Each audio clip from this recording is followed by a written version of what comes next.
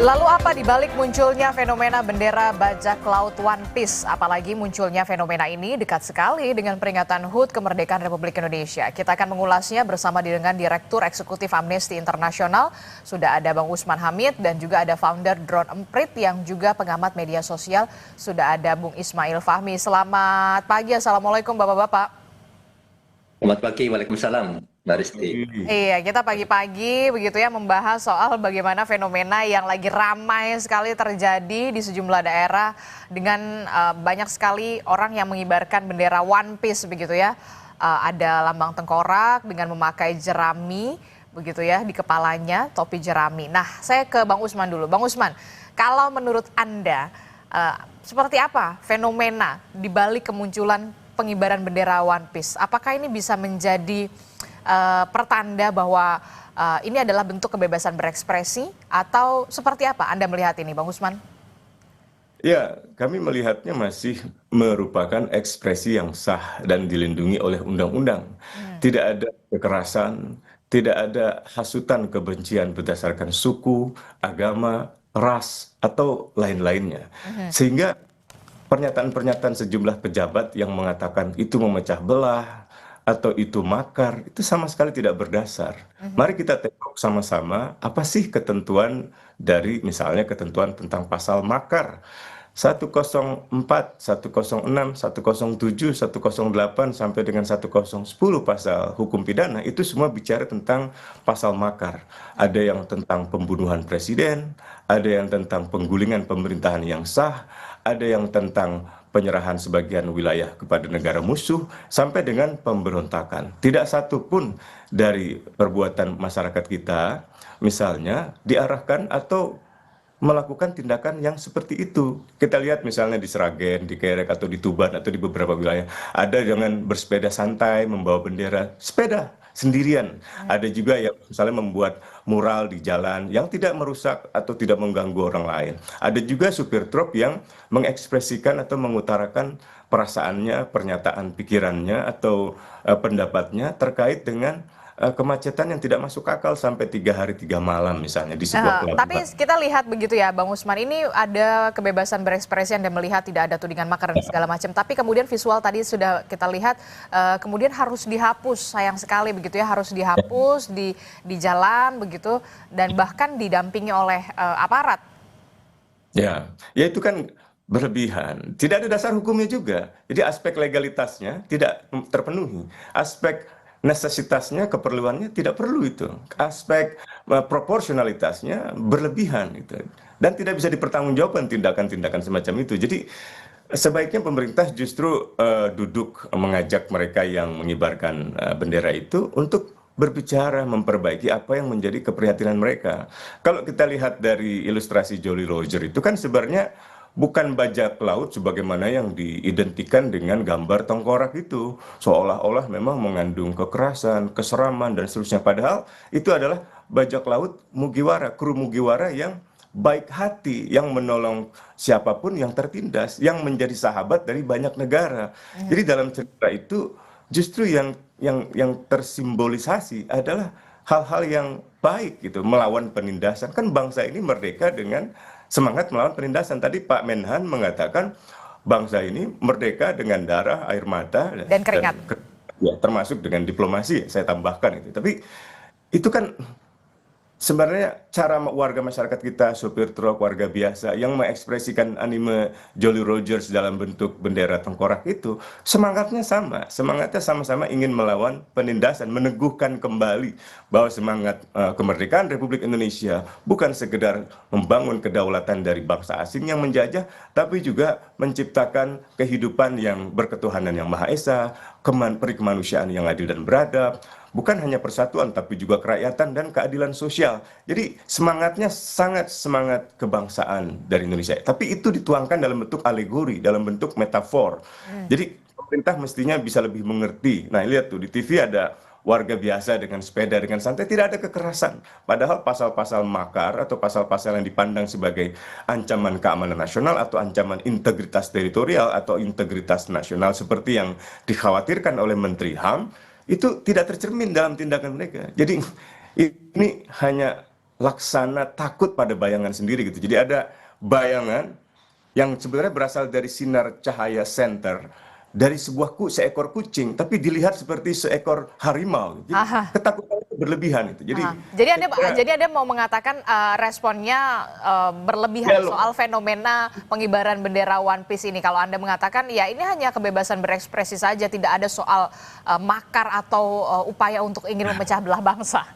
Nggak ada. Jadi dialog lah, bicarakanlah misalnya tentang angka pengangguran atau angka pemutusan hubungan kerja yang meningkat, angka bansos yang kabarnya mungkin ratusan ribu warga miskin tidak akan lagi dapat bansos, benar atau tidak? Angka pertumbuhan ekonomi yang diragukan oleh para ekonom dari Biro Pusat Statistik, benar atau tidak gitu? Atau hal-hal lain yang saya kira jauh lebih esensial. Jadi justru di sini inilah kesempatan pemerintah untuk bertemu dengan masyarakat, berdialog dengan masyarakat dari berbagai sektor, ya, Untuk bisa mendengarkan. serta memperingati kemerdekaan dalam rangka merefleksikan seberapa merdeka kita sekarang ini secara keadilan sosial, secara kebebasan politik dan seterusnya itu. Oke, tapi ini juga yang agak menarik begitu ya. Tapi bagaimana kalau bendera One Piece itu kemudian dikibarkan di bawah bendera Ya, merah putih? Karena kan banyak juga ada visual-visual ya. warga begitu ya mengibarkan bendera Hmm. merah putih di bawahnya bendera One Piece begitu. Nah, Anda melihatnya bagaimana? Kalau tadi kan Menteri Pertahanan sudah mengatakan janganlah seperti itu dikibarkan bendera merah putih di bawahnya bendera bajak laut seperti itu, tidak pantas rasanya. Kalau Ya. menurut Anda bagaimana?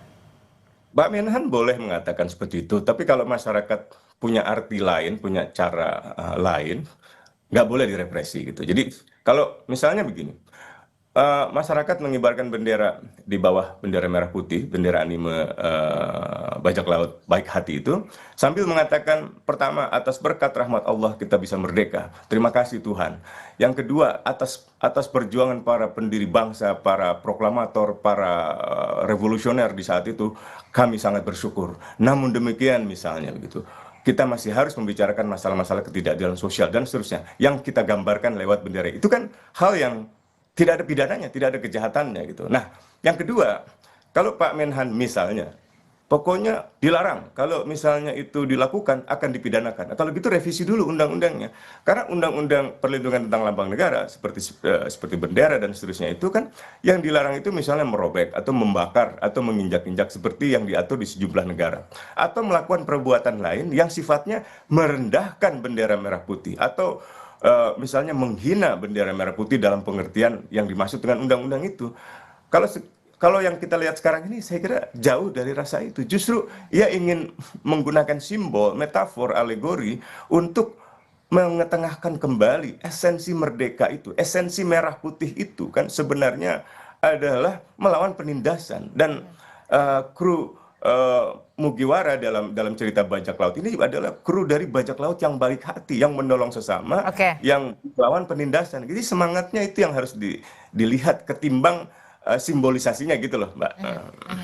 Oke, menarik sekali begitu ya pembahasan kita soal bagaimana ribut bendera One Piece jelang HUT ke-80 Republik Indonesia, walaupun memang ada berbagai macam pro dan juga kontra soal fenomena ini. Sebenarnya selain Bung Fahmi dan juga Mas Usman Hamid, kami juga sudah lebih dulu juga berusaha untuk mengundang dari kantor kepresidenan, tapi sampai saat ini belum ada jawaban. Kami berharap dari kantor kepresidenan bisa ikut bergabung bersama kami untuk memberikan diskusinya, memberikan perspektifnya juga dari sisi pemerintahan sebenarnya untuk kita bisa berdiskusi di pagi hari ini ya Bang Usman Hamid dan juga Bung Fahmi. Saya ke Bung Fahmi dulu. Tadi sudah dijelaskan oleh Mas Usman Hamid soal bagaimana ini soal kebebasan berekspresi, tidak ada hubungannya soal makar, memecah belah bangsa, dan Anda juga Mas Usman juga mengatakan agaknya kok seperti berlebihan begitu reaksinya begitu. Nah, kalau dari digital sendiri, kalau dari media sosial, apa yang bisa Anda jelaskan soal awal kemunculan simbol bendera One Piece ini sampai akhirnya ramai di media sosial dan akhirnya juga tercetuslah kemudian terwujudlah di dunia nyata begitu ya. Banyak sekali pengibaran bendera One Piece di menjelang HUT ke-80 Republik Indonesia. Bung Fahmi. Jadi kalau kita lihat sebetulnya kan jauh sebelum bulan Juli, kan ramai kan bulan Juli kemarin di media sosial. Sebelum itu kan sudah cukup ramai di kalangan sopir. Dan itu tidak ada hubungannya dengan 17 Agustusan, tidak ada hubungannya dengan yang politik. Jadi mereka merasa relate sebetulnya para sopir tadi, seperti yang disampaikan Bang Usman tadi. Bagaimana mungkin dia dapat masalah di jalan, soal kondisi jalan, soal macet dan lain-lain. Dan bendera ini kan artinya apa? Solidaritas ya, ada semangat solidaritas di antara mereka. Dan mungkin ya dia merasa dengan adanya bendera ini itu makin kuat gitu lah, menghadapi tantangan, rintangan di jalan, beratnya kehidupan seperti itu. Dan itu seperti yang ada di gambaran di film. Dan itu belakangan kemudian rame di media sosial. Kenapa? Karena pas kebetulan menjelang 17 Agustusan. Biasanya kan mereka biasanya itu mengibarkan bendera merah putih. Kemudian ada netizen yang bilang, dulu merah putih, sekarang diganti, bukan diganti sebetulnya. Sekarang yang berkibar adalah bendera Joli ini kan gitu. Nah, dari sinilah kemudian mulai ada relate sambungan antara bendera ini dengan 17 Agustusan. Media sosial rame, kemudian direspon. Ya, sayangnya respon pertama dari pemerintah seperti yang disampaikan Bang Usman tadi, itu cenderung seperti apa ya, menilai ini sebagai makar ya. Nilai sebagai makar. Tidak melihat esensinya seperti apa. Langsung pokoknya ini makar, ini sesuatu yang harus diluruskan, tidak sesuai dengan undang-undang dan lain-lain. Nah, hal inilah yang kemudian menyebabkan resistensi itu makin meningkat. Yang tadinya sebagai ibaratnya baja laut yang baik hati, mereka saling membantu di antara para supir truk itu. Kemudian kenapa ini dilawan sama pemerintah? Seperti di dalam film tadi, akhirnya kan makin kuat. Nah, karena makin kuat direpresi, ini kan simbol. Simbol itu ketika direpresi, dan itu udah makin banyak lah. Makin banyak orang yang sudah tahu sebetulnya Jolly Roger ini apa. Ini sesuatu yang positif. Jadi melihat, ini kok ada nggak bener nih. Akhirnya timbullah solidaritas di media sosial yang makin besar. Jadilah viral. Saya lihat tuh data sekarang ini 81%, Mbak. 81% itu mendukung.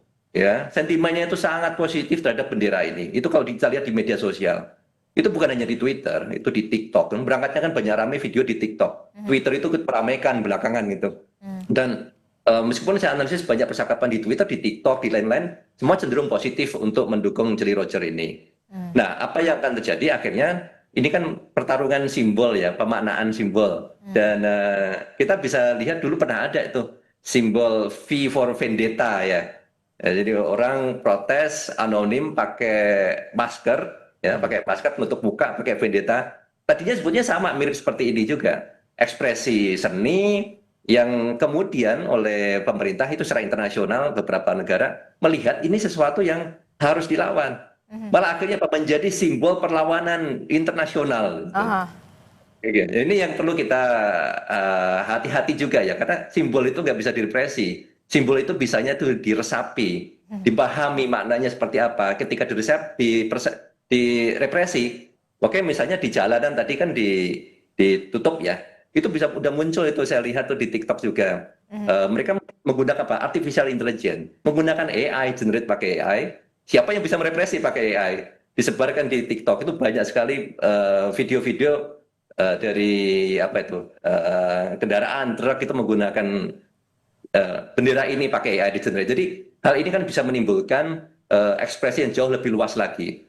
Solusinya paling bagus ya tadi, harusnya saya sepakat dengan Mas Usman, ini adalah dialog. Karena saya lihat ini kan ada pertemuan antara dua generasi ya yang berbeda. Sama-sama sebetulnya sama-sama cinta tanah air. Saya nggak yakin mereka yang mengibarkan bendera merah putih itu tidak cinta. Sama cintanya gitu. Cuma gimana cara ekspresinya ini harus dipertemukan gitu. Oke, jadi ini merupakan simbol begitu ya, seharusnya tidak perlu reaktif begitu ya untuk merespon hal ini begitu. Walaupun Menko Polkam Pak Budi Gunawan menyatakan pemerintah akan mengambil tindakan hukum secara tegas dan terukur jika ada unsur kesengajaan dan provokasi dalam pengibaran bendera One Piece. Dan langkah ini diambil demi menjaga ketertiban dan kewibawaan simbol-simbol negara. Nah itu gimana tuh Mas Usman? Pak Budi Gunawan, Pak Menko sebaiknya tidak perlu sampai ke sana. Saya kira akan lebih baik jika Pak Menko misalnya mengkoordinasikan sejumlah kementerian atau memastikan menteri-menteri yang terkait merespon permasalahan-permasalahan esensial yang disampaikan oleh mereka, dari mulai warga biasa, para sopir truk, atau generasi muda yang seringkali mengeluhkan berbagai kondisi Republik ini. Entah itu masalah korupsi, lingkungan hidup, atau layanan-layanan masyarakat di tingkat bawah. Seperti tadi saya katakan, misalnya begini, saat ini kita tahu dunia, bukan hanya Indonesia, mengalami tantangan ekonomi yang sangat berat. Jumlah pengangguran tiba-tiba meningkat tajam. Orang yang kehilangan pekerja di Inggris dalam beberapa bulan terakhir 100.000 orang. Di Indonesia sampai bulan Mei menurut Serikat Buruh sampai 70.000, 80.000 orang. Nah, apa yang bisa dilakukan oleh pemerintah bersama masyarakat? Yang kedua, layanan-layanan misalnya di pelabuhan untuk para supir truk yang seringkali mengalami pungutan. Bagaimana caranya misalnya menteri terkait, katakanlah Menteri Perhubungan, atau misalnya Kapolri misalnya, bisa menertibkan hal-hal seperti ini. Sehingga dalam 1 pekan ke depan atau dalam 2 pekan ke depan atau pada tanggal 17 Agustus, para supir itu dengan bangga mengatakan, tidak ada lagi pungutan itu. Terima kasih Pak Menko, terima kasih Pak Menteri. Misalnya seperti itu. Jadi hal-hal seperti itu yang saya kira jauh lebih dibutuhkan. Kasihan masyarakat sudah kesulitan hidup ditambah dengan dipidanakan. Itu kan jadi menambah masalah, bukan menyelesaikan masalah. Oke, di media sosial juga kan ternyata Mas Fahmi respon-responnya juga beragam, bahkan dibalas dengan publik dengan menyebarkan gambar Wakil Presiden Gibran Rakabuming Raka yang ternyata juga pernah menggunakan pin berlogo One Piece sebelum dilantik pada 20 Oktober 2024. Gibran ini mengenakan pin berlogo One Piece saat silaturahmi di Desa Bersatu pada 19 November 2023, kemudian ada deklarasi pemilu damai di 27 November 2023, dan ada juga saat debat Cawapres pada 21 Januari 2024. Anda melihatnya gimana nih, jadi balas-balasan begitu kalau di media sosial, kemunculan One Piece ini?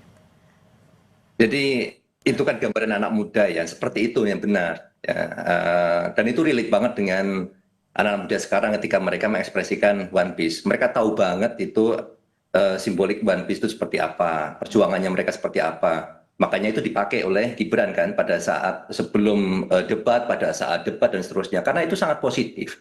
Itu seperti simbol ya. Ada satu gambar kecil saja, simbol itu menariknya. Gambar kecil, nggak usah kita banyak bicara. Di situ menyampaikan pesan apa? Ini kita lagi berjuang melawan ketidakadilan, korupsi, dan lain-lain. Seperti itu yang kalau Mas Usman bilang tadi, bajak laut yang baik hati, ya kan ekspresinya itu. Dan itu pada saat Pilpres kemarin itu menarik perhatian anak muda. Mereka sangat relate, ini bagus ini. Kita punya calon wakil presiden yang ngerti banget. Nah makanya ketika mereka katakanlah mengikuti wapresnya, kok sekarang dianggap sebagai makar, makanya ini kan jadi kontradiktif. Makanya jadi kita perlu melihat ada cara berpikir ini ya, saya coba promote juga di media sosial. First principle thinking ya, jadi coba kita berpikir menggunakan prinsip dasar. Prinsip dasarnya apa? Pertama kita hapus dulu semua asumsi. Asumsinya apa? Masyarakat ingin makar, misalnya gitu. Bendera tengkorak itu asumsi kita biasanya kan bajak laut yang jahat misalnya. Itu semua asumsi kita hapus dulu. Sekarang kita lihat bendera itu maknanya apa? One Piece itu maknanya apa? Di balik bendera ini ada apa sih gitu. Jadi kita lihat fakta-fakta yang tidak terbantahkan, yang secara objektif. Nah, dari fakta-fakta inilah kemudian kita buat kebijakan. Nah, ternyata seperti satu fakta misalnya, seperti yang disampaikan tadi, Gibran dulu pakai. Artinya memang ini sesuatu yang positif. Dan itu bisa menarik suara anak muda. Dan anak muda sekarang mengikuti juga seperti itu. Yang diambil apa? Semangatnya. Semangat untuk mencintai negeri, tapi dengan cara anak muda. Dan itu harus direspon positif ya? Itu harus direspon positif. Makanya ini sebetulnya pertemuan. Anak muda juga perlu memahami kan betapa lukanya para pejuang zaman dulu. Ya. Dan tidak semata kita di satu sisi berdirinya, dia harus berdiri di dua sisi. Makanya sifatnya harus konstruktif. Ya kita di antara keduanya itu. Tapi dengan melihat fenomena banyaknya pengibaran bendera One Piece begitu ya di jalan, kemudian di warga-warga yang sudah melakukan pengibaran bendera ini begitu kan, ini jadi salah satu fenomena yang baru begitu ya Bang Usman dan juga Bung Fahmi begitu ya. Kalau menurut Mas Usman sendiri, apakah ini ada kaitannya dengan politik, terkait dengan situasi politik dan juga negara saat ini? Apakah ada hubungannya? Tapi jangan dijawab dulu Mas Usman Hamid, kami akan segera kembali usai jeda di Sapa Indonesia Pagi. Sebelum kita lanjutkan dialog kita di pagi hari ini, saya akan mengajak Anda untuk menyimak bagaimana pernyataan warga terkait dengan bendera One Piece. Apa sebenarnya kata mereka? Kita simak berikut ini tanggapannya. Ini menurut saya agak aneh sih kalau misalnya dilarang ya, karena dengan adanya pengibaran One Piece atau enggak dikibarkan pun juga tidak ada melunturkan rasa kewarganegaraan kita ya terhadap nasionalis kita terhadap Indonesia gitu. Jadi mending daripada negara mengurusi hal-hal One Piece ya, mending urusin yang lain deh gitu.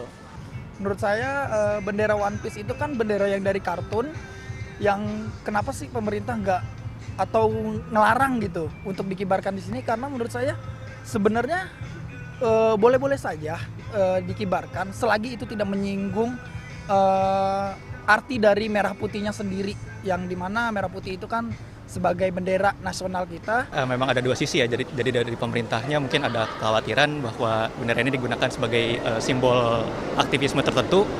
Tapi di sisi lain saya juga takut kalau misalnya memang ini bendera digunakan atau ditunggangi untuk aktivitas-aktivitas yang sifatnya anarkis gitu.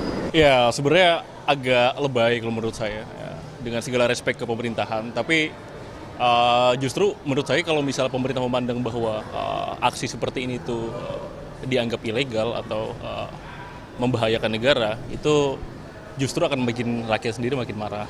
Menurut saya agak dilonggarin aja sih untuk hal-hal seperti ini. Terutama ini kan juga nggak ada unsur-unsur sara, nggak ada unsur-unsur yang membahayakan bagi siapapun, justru sedikit lucu bagi saya. Bagi netizen sih malah konten ya, terutama bagi fans One Piece.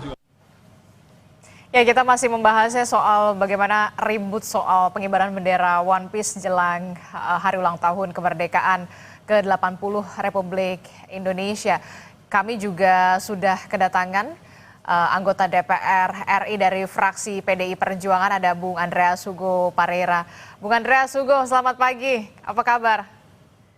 Selamat pagi Adisti, selamat pagi Mas Usman. Iya, kita sudah di paruh pertama kita sudah membahas soal bagaimana ribut-ribut bendera One Piece begitu ya, yang banyak sekali fenomenanya gitu dikibarkan di sejumlah daerah begitu. Nah, kalau Bung Andreas Hugo sendiri sebagai anggota DPR dari fraksi PDI Perjuangan, Anda melihat ini masalah atau enggak sih? Lebay enggak sih? Ya, terus terang Adisti, saya beberapa waktu yang lalu, kalau tidak salah 4-5 hari yang lalu ditanya oleh wartawan gitu, bahwa ada pengibaran bendera namanya One Piece ini, terus kemudian apakah ini bentuk kegiatan makar gitu. Saya justru kaget gitu, kaget kok ada hal yang gerakan-gerakan makar gitu. Kemudian saya coba cari tahu lebih jauh, terus kemudian saya tanya ke anak saya, katanya karena viral di media sosial gitu. Terus anak saya jelaskan, saya ingat dulu memang di meja belajar anak saya itu banyak komik-komik ini gitu. Saya teringat itu, betul juga ini, artinya ini memang komik yang digemari anak-anak gitu kan. Dan juga gambar tengkorak itu ada lambang bajak laut lah, kurang lebih seperti itu gitu. Nah, menurut saya sih kalau dituduh makar terus agak berlebihan lah gitu. Artinya ya mungkin banyak orang yang juga ya hanya ikut-ikutan saja, terus kemudian ya ya rame-rame lah. Tapi menurut saya kalau ini sebagai suatu fenomena, saya kira ini berbentuk ekspresi simbolik dari masyarakat.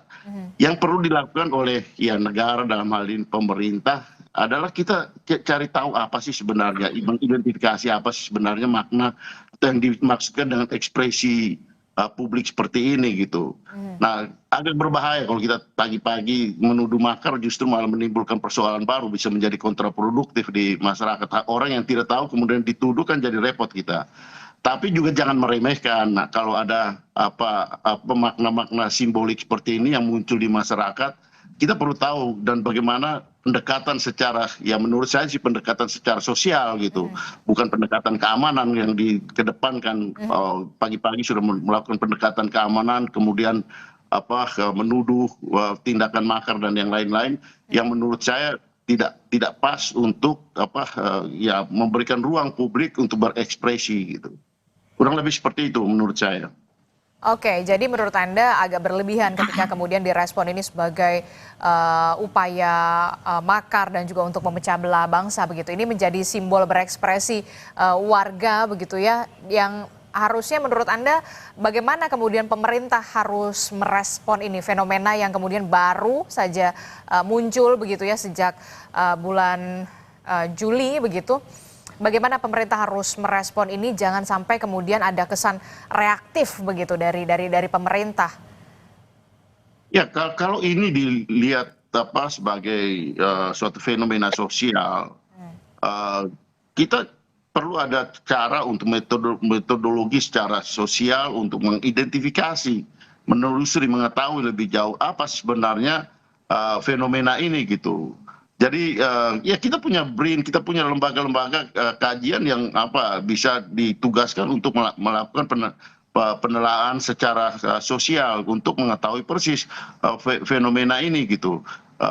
Tapi tidak kemudian kita melakukan tuduhan. Tapi kalau berkaitan dengan menjelang 17 Agustus kita melakukan himbauan, memberikan penjelasan kepada masyarakat yang berkaitan dengan bendera merah putih dan simbol-simbol lain gitu, bahwa simbol kenegaraan itu harus kita hormati dan itu kewajiban sebagai warga negara.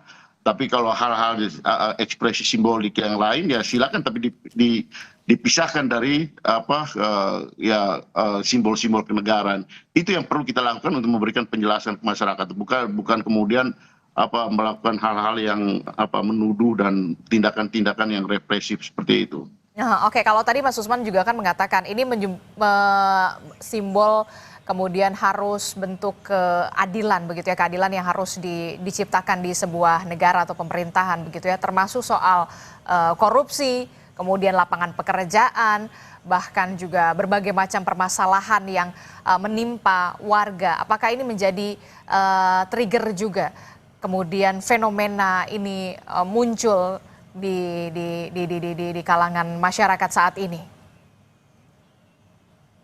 Ya, sebenarnya semua lapisan masyarakat sekarang ini merasakan ada masalah yang cukup serius gitu. Yang baru misalnya untuk menengah, rekening-rekening yang dibekukan hanya karena tidak ada transaksi.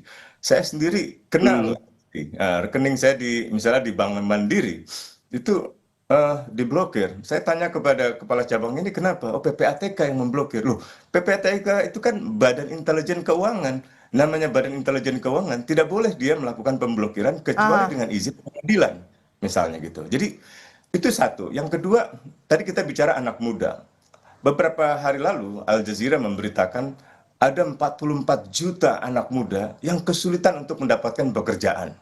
Sebagian besar itu sarjana misalnya. Jadi saya kira mereka ingin mengekspresikan juga apa yang mereka rasakan hari ini, kesulitan ekonomi, mencari pekerjaan, berjualan, atau misalnya mendapatkan layanan kesehatan yang dibutuhkan, pendidikan, perumahan, dan seterusnya. Bahkan prajurit-prajurit TNI misalnya juga sekarang bertanya-tanya, mengapa perumahan yang dijanjikan justru tidak berjalan dengan baik gitu, kemana uangnya? Jadi saya kira banyak sekali keresahan masyarakat yang sekarang ini berkembang yang harus direspon oleh pemerintah dengan hati-hati. Tadi saya setuju dengan Pak Andreas.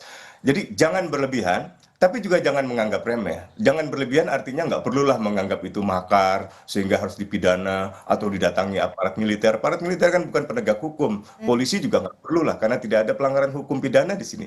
Yang kedua, jangan menganggap remeh, maksudnya jangan mengabaikan, harus dengarkan apa sih yang jadi kritik mereka gitu. Jadi sekali lagi ini adalah ekspresi metaforistik, alegoris atau simbolik yang memang punya makna yang dalam dari masyarakat yang sangat membutuhkan respon lebih bijaksana dari pemerintah. Bung Andreas, apakah Anda setuju ini merupakan bentuk keresahan dari masyarakat yang kemudian harus direspon begitu ya, harus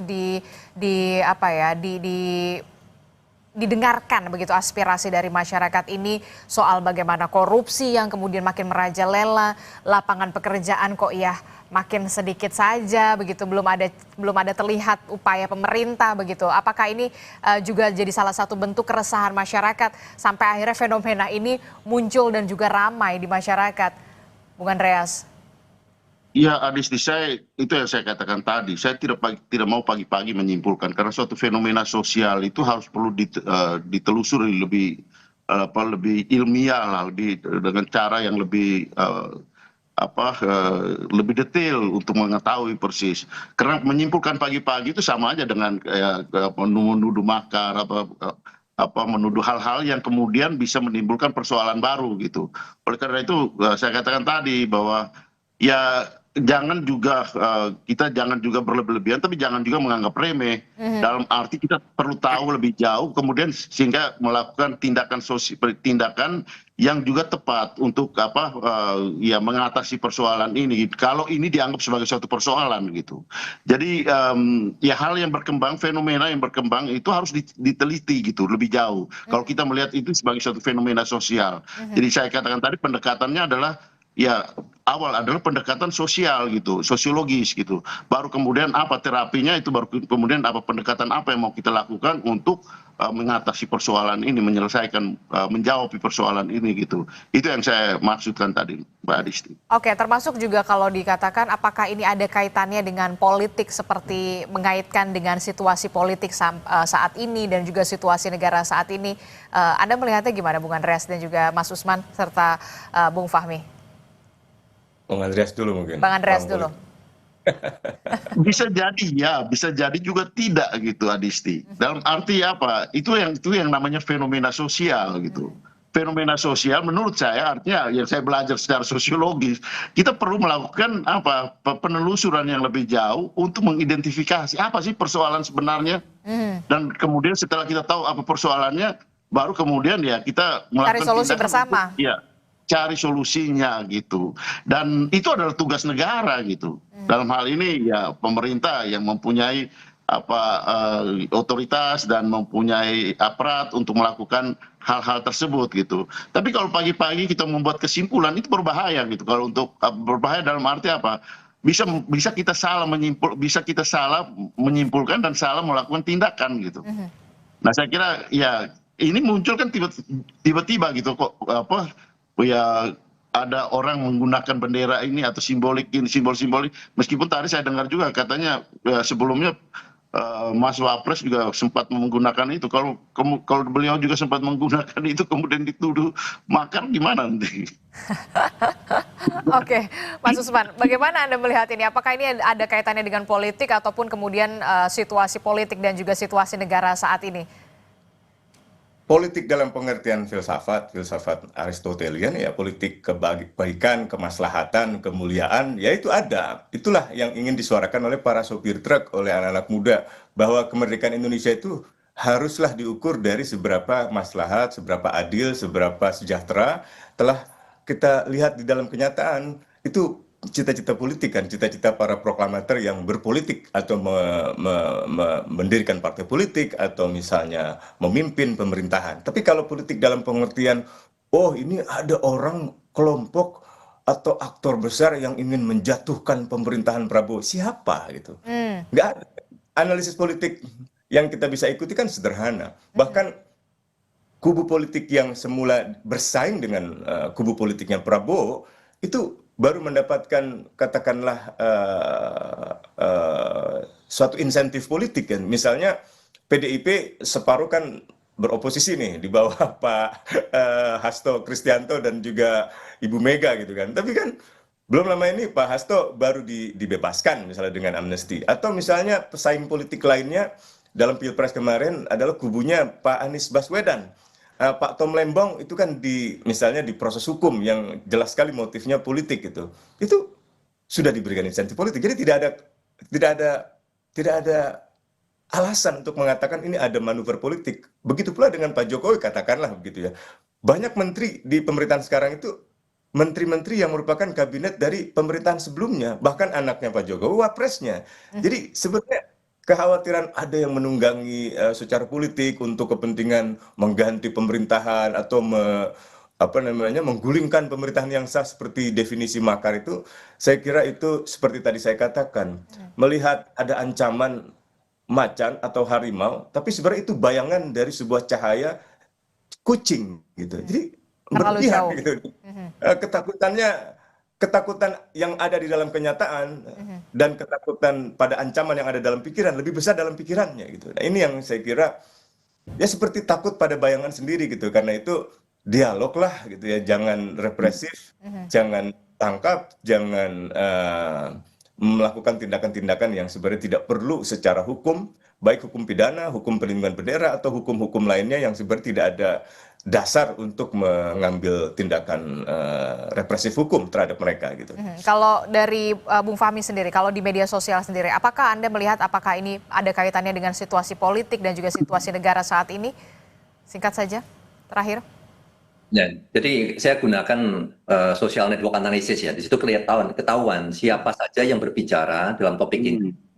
Apakah ada, kalau kita bicara politik, kita lihat pada saat Pilpres kan ada klaster kubu A, kubu B, kubu C.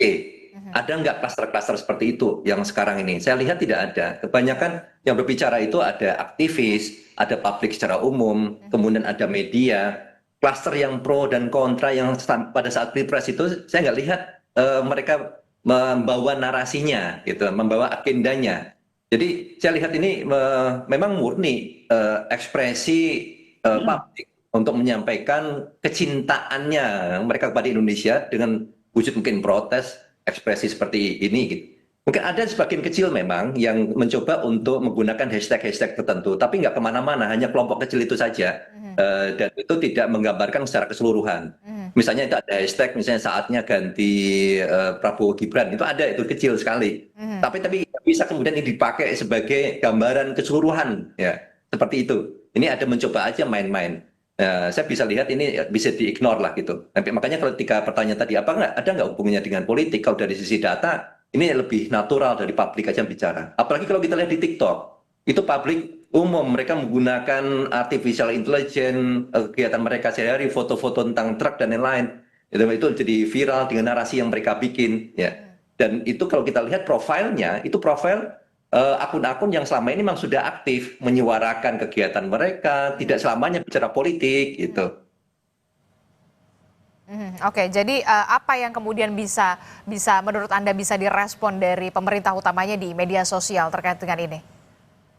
Ada beberapa respon yang sudah mulai positif, misalnya ya Pak Dasko yang cukup terkenal yang di awal melihat, oh ini saya mendengar ada sesuatu yang dianggap makar lah.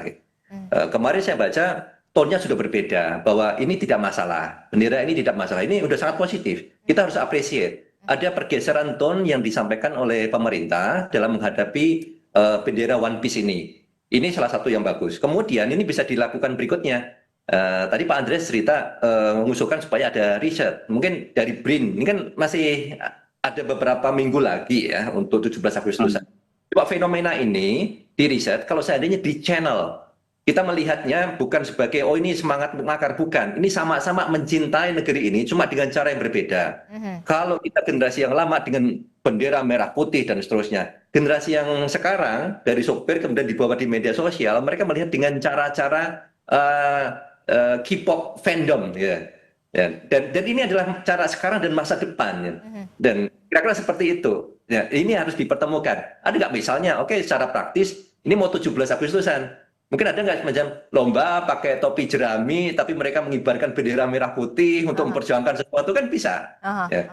Banyak pertemuan antara dua generasi ini, ide-ide ini bisa kita pertemukan. Channelnya apa? Sama-sama untuk mencintai negeri ini.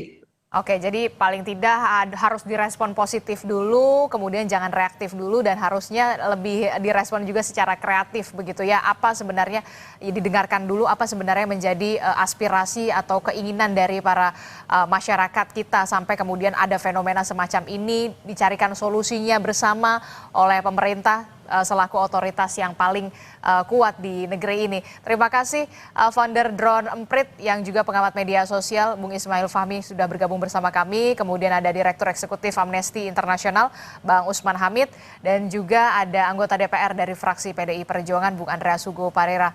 Terima kasih Bapak-bapak, sehat selalu. Assalamualaikum. Waalaikumsalam.